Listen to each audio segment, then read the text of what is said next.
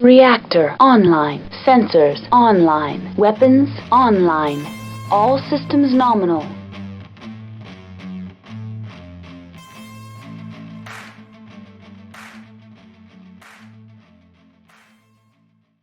Welcome back, everyone, to 5 Minute Mechs, where we try to look at a mech in 5 minutes or less. When you think of urban defense, what mech comes to mind? Is it the urban mech? Well, the urban mech is not the Star League's first dedicated urban defense mech. For that distinction, you have to go back to 2660, when the Star League adopted another very awkward design, the Wyvern.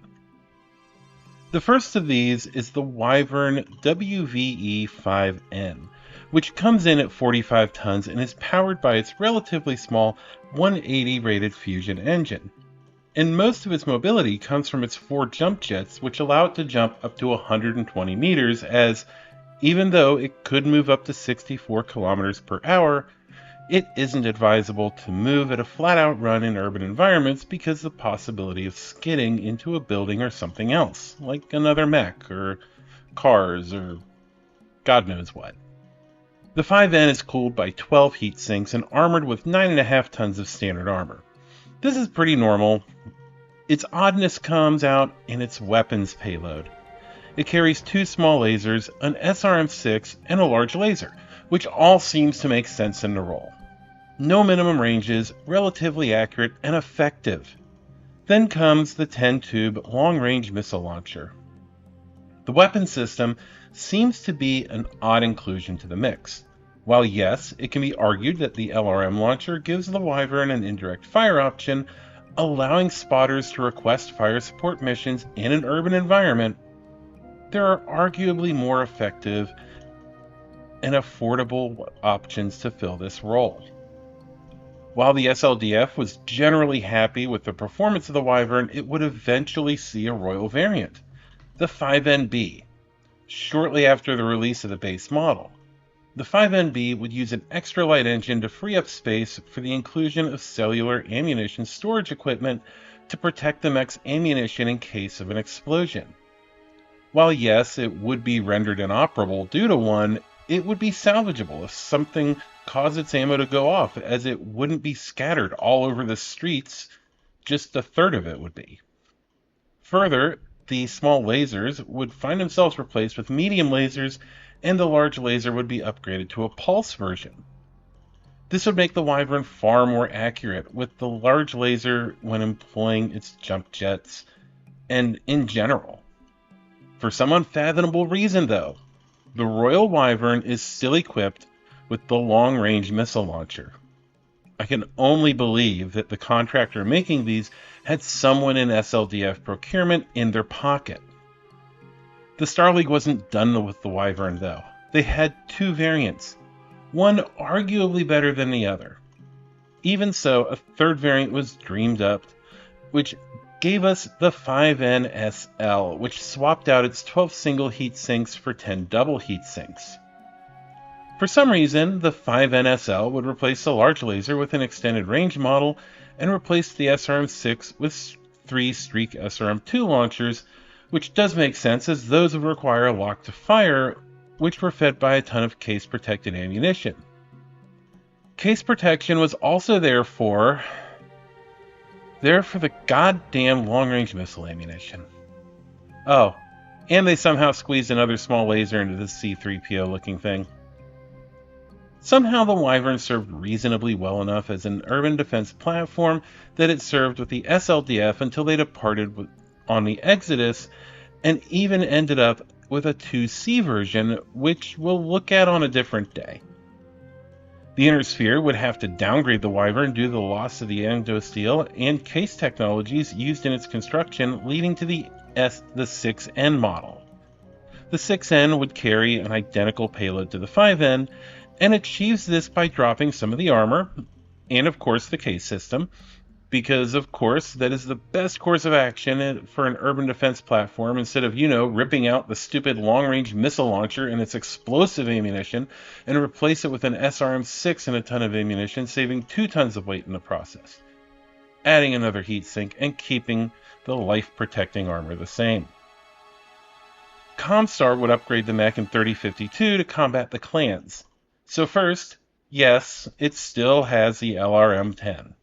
I guess for reasons, and by reasons, there's definitely someone greasing the hands of everyone who has ever produced the Wyvern. Otherwise, it's a good urban combat design. Standard engine, case, large pulse laser, 2 medium pulse lasers, and a Streak SRM-2 launcher with case protection for the ammo. The 9N would serve with valor in Comstar forces. Naturally, some would go with the Word of Blake when Comstar had its schism, and it would later find a home with the Republic of the Sphere. The last of the standard production models of the Wyvern would be the 10N model. The 10N was produced for Comstar and the Word of Blake beginning in 3065. It carried an extended range PPC, medium pulse laser, and of course a goddamn LRM-10 launcher, because after 405 years, no one was willing to change that aspect of the mech. Tradition is tradition after all. Anyway, the 10N did integrate an ECM suite and an improved C3 computer. This would be the most advanced Wyvern model to exist, and it was relatively effective as an urban combat machine. It would fade into history after the Blakist threat was eliminated, and as soon as the Republic could retire them from their own forces. One Wyvern was eventually built with some common sense, though it was built in limited numbers for Urban Defense Battalion commanders. This variant would be rolled out in 2685 and would carry an extended range large laser as its primary weapon. The rest of the payload made sense in an urban environment with a pair of SRM-6 launchers and a pair of vehicular grenade launchers, which could fire a variety of different warheads like smoke for cover, and it had a standard engine.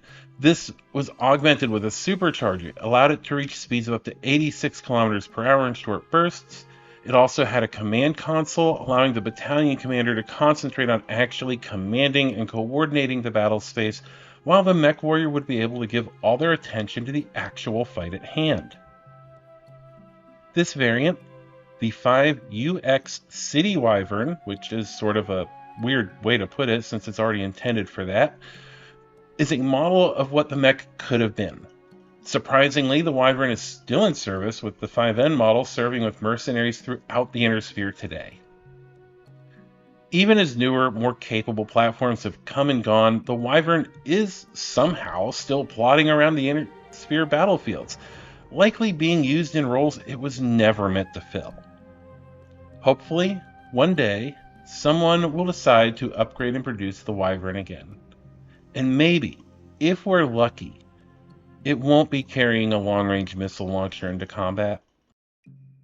Thank you to my patrons. At Captain, we have Sarah. Lieutenants, we have Boy in a Box and Nasty Taurus. Sergeants, BZ Archer, Steven, Faz, Housemaster Poding, and Country Fried Minis. And our cadets, Scott, Jamie, NB Kaiju, Domini, and Brother Carr. I also want to thank my channel members, Miss J. Speechly, Anonymous Only Agent, and Greg Swars. And finally, Unicorn Company's sponsor, Fortress Miniatures and Games. Check them out. They're a huge supporter of the community and the best place to get all your Battletech needs taken care of.